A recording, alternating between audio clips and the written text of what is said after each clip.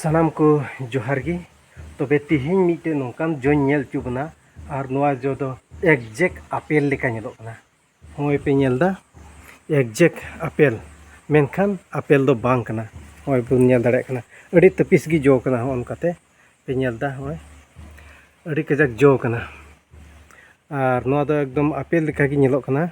होय पे नेलदा एकदम पूरा माने आपेल लेका अदो नोआ रिया एक्जेक्ट ᱧᱩᱛᱩᱢ ᱤᱧ ᱦᱚᱸ ᱵᱟᱹᱧ ᱵᱟᱲᱟᱭᱟ ᱢᱮᱱᱠᱷᱟन ᱟᱯᱮ ᱪᱮᱫ ᱯᱮ ᱢᱮᱛᱟᱜᱼᱟ ᱠᱚᱢᱮᱱᱴ ᱵᱚᱠᱥ ᱨᱮ ᱞᱟᱹᱭ ᱛᱟᱵᱚᱱ ᱯᱮ ᱱᱚᱣᱟ ᱨᱮᱭᱟᱜ ᱧᱩᱛᱩᱢ ᱫᱚ ᱪᱮᱫ ᱠᱟᱱᱟ ᱟᱞᱮ ᱥᱮᱫ ᱫᱚ ᱥᱤᱞᱚᱝ ᱵᱮᱞ ᱢᱮᱱ ᱛᱮᱦᱚᱸ ᱠᱚ ᱢᱮᱛᱟᱣᱟᱜ ᱠᱟᱱᱟ ᱟᱨ ᱱᱚᱣᱟ ᱫᱚ ᱢᱟᱱᱮ ᱡᱚᱡᱚ ᱜᱮᱭᱟ ᱟᱨ ᱱᱚᱣᱟ ᱫᱚ ᱢᱟᱱᱮ ᱨᱚᱰᱚᱡ ᱠᱟᱛᱮ ᱱᱚᱣᱟ ᱞᱚᱞᱚ ᱥᱚᱢᱚᱭ ᱠᱚ ᱧᱩᱭᱟ ᱢᱮᱛᱟᱜ ᱢᱮ ᱡᱩᱥ ᱵᱮᱱᱟᱣ ᱠᱟᱛᱮ ᱠᱚ ᱧᱩᱭᱟ ᱟᱨ ᱟᱹᱰᱤ ᱴᱚᱯ ᱜᱮᱭᱟ ᱟᱨ ᱵᱟᱰᱟᱭ ᱞᱮᱠᱟᱛᱮ ᱠᱮᱨᱟᱞᱟ ᱨᱮᱫᱚ ᱱᱚᱣᱟ ᱨᱮ अड़ी फेमस गया नोआरे जूस तो माने दाम गया ओनका नड़ी कना होय पे नेलदा नड़ी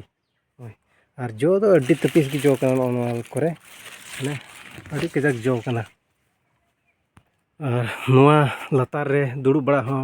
अड़ी बेस उमूल रियाड़ गी के कना नोआ लतार रे दुड़ुबो हो अड़ी बेस नोका झटावा खाय नोआ लोलो समय जिराव को एकदम ओस ओसम जपीदा अदो बुया को होनें मेन के जे आपे से नोआ दो चेक जो को मिता दया कते कमेंट बॉक्स से लई तबुन पे और मीना से बनुआ जुदी बनु खान पे इदी दड़िया नो एक्जेक्ट आपेल लेका गी बिली कना होय पे नेलदा हने हने एकदम सेम टू सेम आपेल मेनखान आपेल दो बांग कना और नोआ दो नड़ी कना होय नड़ी हो पे नेल दाड़े कना अडी दो बांग मोटावा और नारगे अडी कजाक जो